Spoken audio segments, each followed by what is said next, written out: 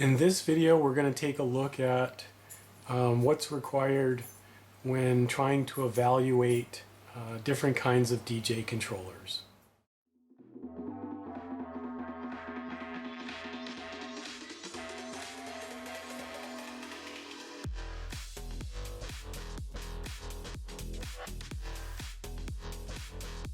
DJ Rubo.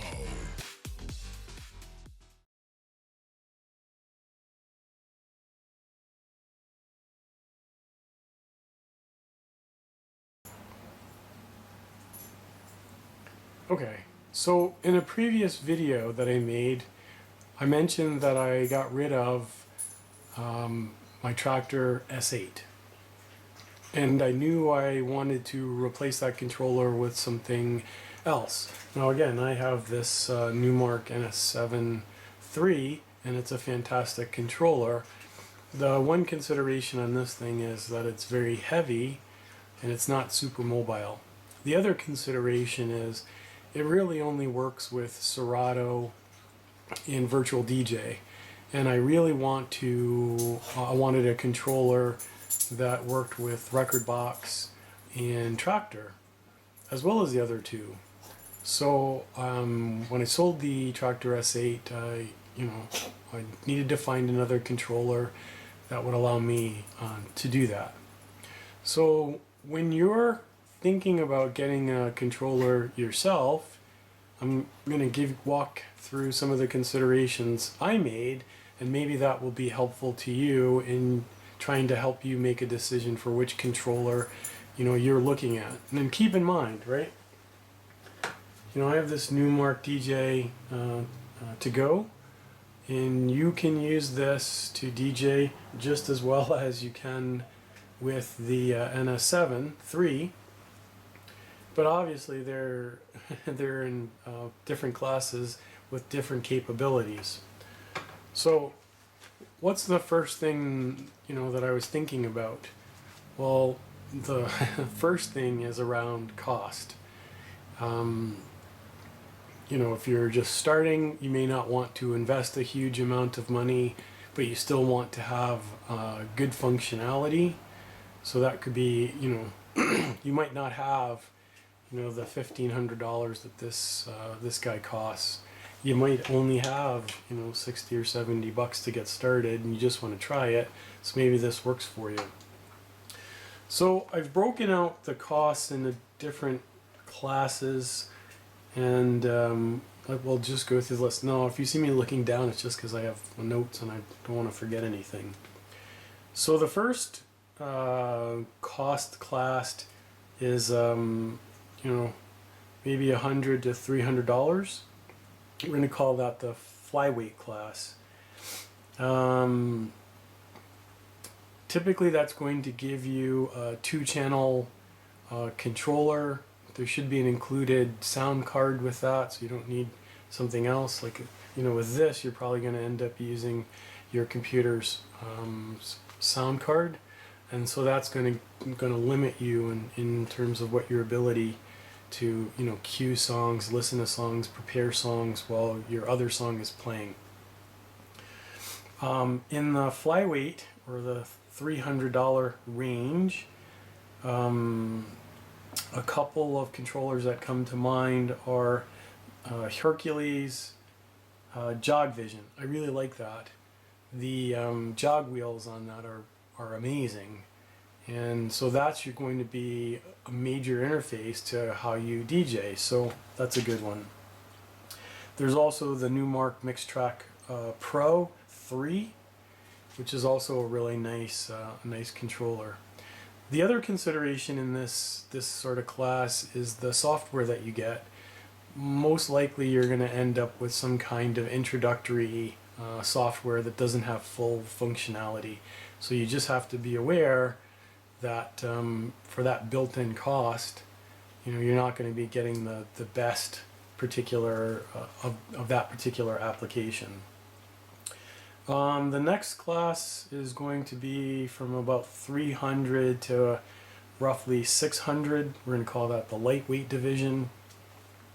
Controller examples in that are probably going to be the Pioneer DDJ, SB2 or the RB. Again, it's going to be, chances are, a 2-channel controller. And you're going to have a little bit more functionality than, say, like a Hercules Jog Vision. The other controller that's pretty good in this class is the Traktor S2. The second controller I ever had was the Traktor S4, which I still have, and is still it's pretty fantastic. So I'm sure that the Traktor S2 is pretty good, even considering that it's only a 2-channel controller. Next up is the $600 to $1,000 range. Now, this I think is really the sweet spot, especially as you get up to the the $800 to $1,000 range. You're going to be able to get most of the functionality that you have in most of the other controllers that are higher up. So you're going to be able to get, chances are, a 4-channel controller similar to this guy. You're going to get good jog wheels.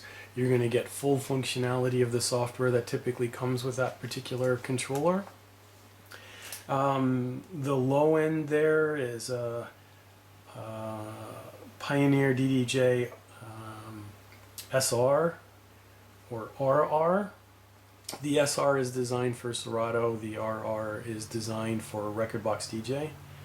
And then if we're staying with Pioneer at the higher end of that, then you're looking at a Pioneer DDJ-SX 2 or the RX. And again, the S designates that it's for Serato and the R is for Record Box. From a Traktor perspective, you'll be able to get something like a Traktor S5. And so when we talk about software, we'll talk about some considerations about which software you might want to use. When I was thinking about getting a newer controller, I really only wanted to spend about $500, which would have initially put me in that lightweight range. However, I have no problem getting something that's used. So you can probably get something in a class up from where you're looking at something new, so you'll have a lot more functionality. The one consideration about getting something used is that maybe you might get something that's a generation behind. So you'll have to evaluate whether you're okay with using something that might be in a higher class, but maybe missing a couple of features because it's slightly older. The next class, and if you can get into this, the middleweight class, that's $600 to $1,000 range, you should be able to get a really nice DJ controller that has pretty much all the functionality that you require. So, if you can spend the money, I would highly recommend that. As it turns out, for me personally, that was the range that I wanted to be in, or the class that I wanted to be in. But unfortunately, by the time I sold my my S8, I couldn't find anything that was used. Everything was gone out of local inventory, and even online, I couldn't find anything that I really wanted at that $500 range. So I had to go up. Next up, in terms of cost, would be in that $1,000 to $1,500. In that range, you can get something again like the Traktor S8. You can get this guy, which is the Newmark NS7 III. You could get something that like the Pioneer X DDJ-RX, or the Roland DJ-808, which is a sort of a newer controller that's come out. In this, like I said, you're getting full functionality. You're going to get probably 8 pads. You're going to have the ability to have multiple effects. you're gonna have really nice jog wheels, and in this case, I have a turn. This is almost like a turntable. Your pitch fader is going to be really nice, and you really like. To me, a pitch fader is really important because you want to be able to dial in, your BPM very quickly, without having to fiddle and go back and forth. So. I know on this unit this has a lot of tension and I quite like it. I really like the pads on here. And you can see it's like 4 functions. It's the ability to browse on the controller. And then obviously on this one and then the Tractor S8, you have the ability to see waveforms, to look for files and do searches and things like that.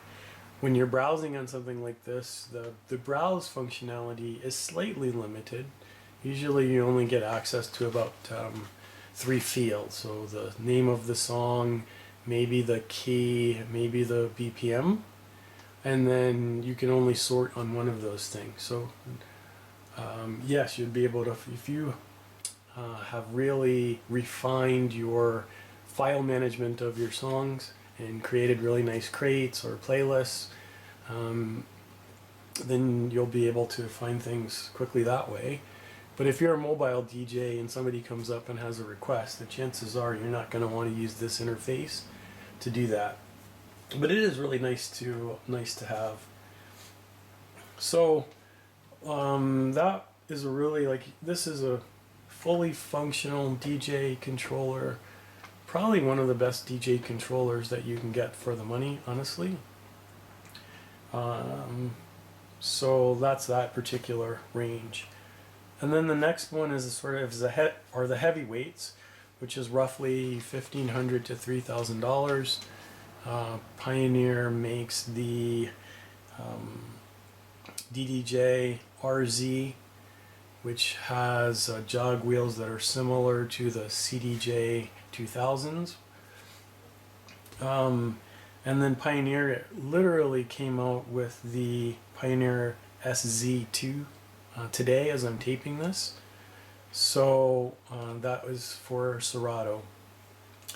And then there's a whole bunch of other things, a lot of controllers out there. And then, if you're the last class for controllers is sort of the super heavyweight, which is $3,000 and up. The only one that I can think of that's in that price range is the Pioneer DDJ-RZX,